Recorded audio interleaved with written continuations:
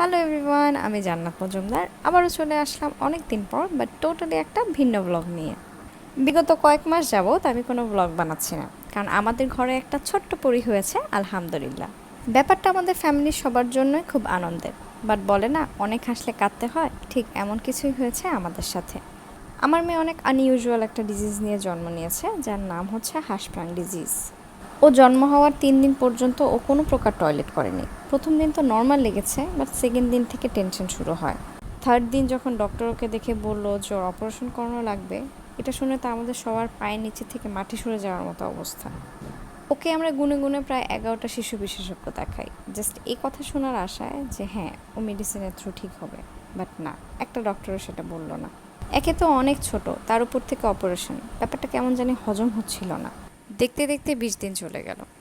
অতদিনে ওর শরীরের ভিতর যে রোগটা আছে সেটা ওকে একটু একটু করে শেষ করে দিচ্ছিল।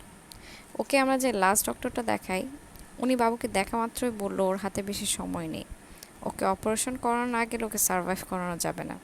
এই 20 দিনে ওর অবস্থা আরও খারাপ হয়ে গিয়েছে। ওই 20 দিন যে আমার মেয়েকে শুধু ডক্টর দেখিয়েছি তা না, ওই 20 দিনের প্রতিটা মুহূর্ত আমার মেয়ে জীবনের সাথে রীতিমতো যুদ্ধ করতো। ওকে এক এক ডক্টরের কাছে নিয়ে যেতাম, এক এক ডক্টর ওকে এক একভাবে টেস্ট করতো।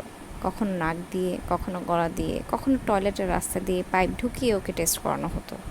আর ব্যাপারটা যে কতটা যন্ত্রণাদায়ক, এটা আসলে একমাত্র ও ছাড়া কেউ বলতে পারবে না। ওই 20 দিন আমরা ওকে সাপোসিটর দিয়ে টয়লেট করাতাম।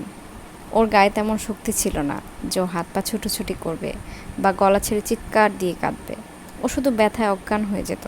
এখন ব্যাপারগুলো চিন্তা করলে কেমন যেন গা কাটা দিয়ে ওঠে। ওই 20টা দিন মেয়েটা কতটা যন্ত্রণাটাই না সহ্য করত। ওকে আমি আমার ছোট্ট যোদ্ধা বলি। জীবন যুদ্ধ অনেক কঠিন, সেটা আমরা কম বেশি সবাই জানি। কিন্তু ওই কয়টা মাস ধরে যেগুলো ফেস করে আসছে বা যেগুলো এখনও ফেস করছে, সেগুলো একটা পূর্ণবয়স্ক মানুষের জন্য ফেস করা অনেক কঠিন। এত কষ্টের মধ্যে একটা সুন্দর ব্যাপার কি জানেন? আমার মেয়েটা এত ব্যথা নিয়েও হাসে, আমাদেরও হাসায়।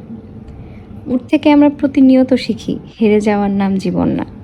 যত কষ্টই হোক, হাসতে হবে, ভালো থাকতে হবে। আমি জীবনে পড়ি দেখিনি, কিন্তু বাস্তব জীবনে পড়ি আমার মেয়ে সারা, একটা যোদ্ধা আমার সারা।